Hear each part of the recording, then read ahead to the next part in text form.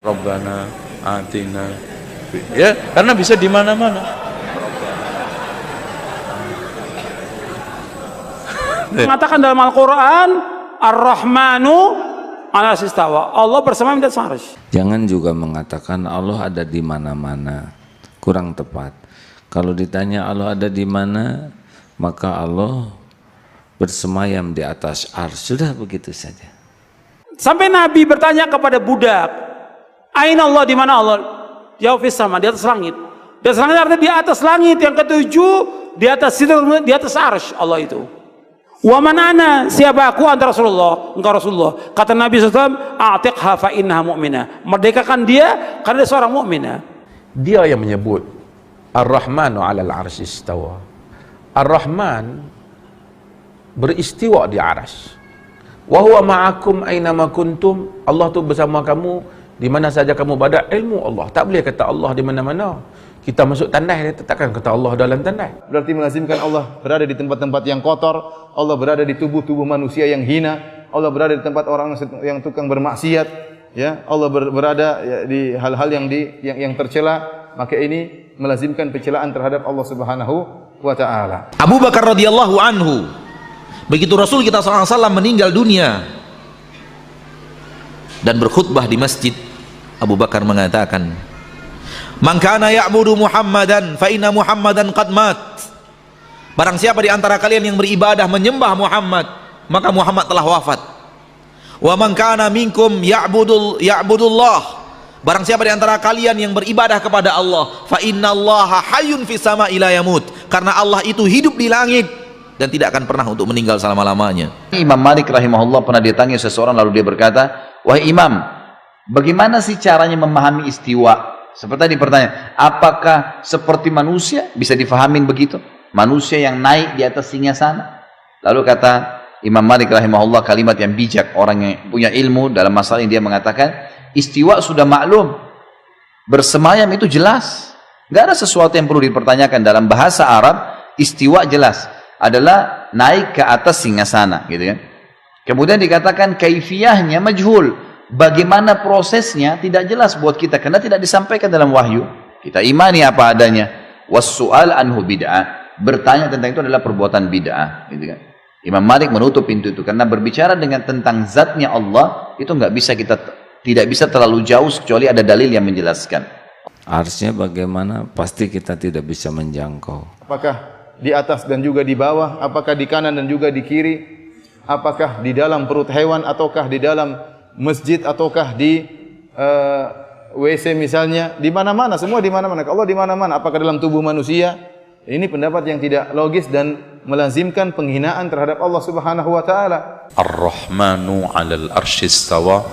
Allah itu bersemayam di atas arsy. Dan teks Al-Qur'an ini diulangi Allah 7 kali dengan kalimat sama di dalam Al-Qur'an. Antum cek 7 kali. Ar-Rahmanu 'alal 'arsy istawa.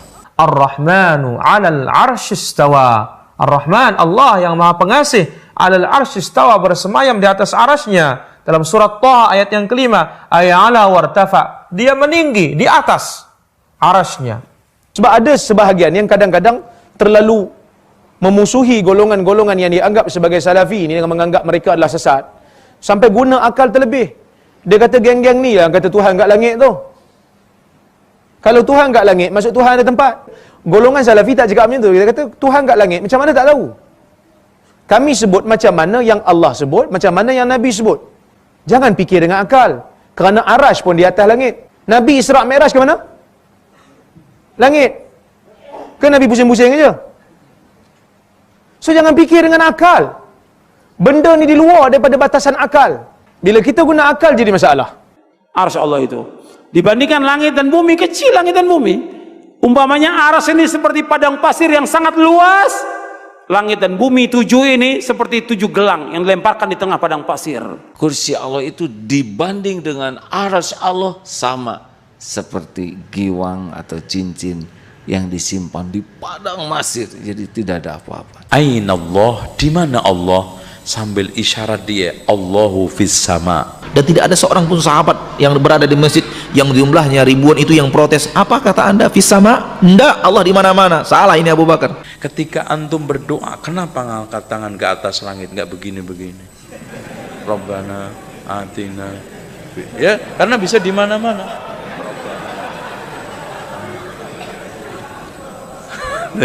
Iya kan? Ya di mana-mana bisa aja. Rabbana atina fid dunya hasanah.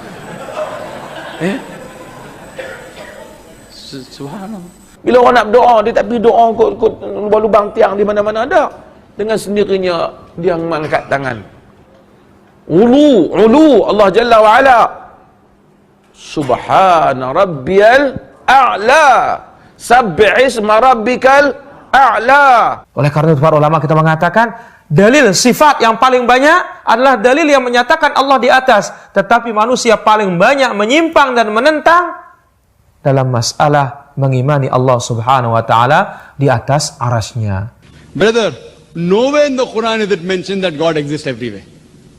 Nowhere, brother. Nowhere in the Quran is it mentioned God exists everywhere. I am aware there is a misconception amongst many Muslims who assume God exists everywhere. Nowhere does the Quran say God exists everywhere. The Quran says Allah is on the arsh. There's a hadith where a lady approached and the Prophet asked her, where is God? She said, point on top. God said she has iman. She has. Sudah cukup apa yang dikatakan dalam Al-Quran. Dalam surat Al-Hadid, Tsummastawa 'alal arsh. Kemudian dia bersemayam di atas arsy. As-samawati wal arda fi sittati ayyamin thumma istawa 'alal 'arsy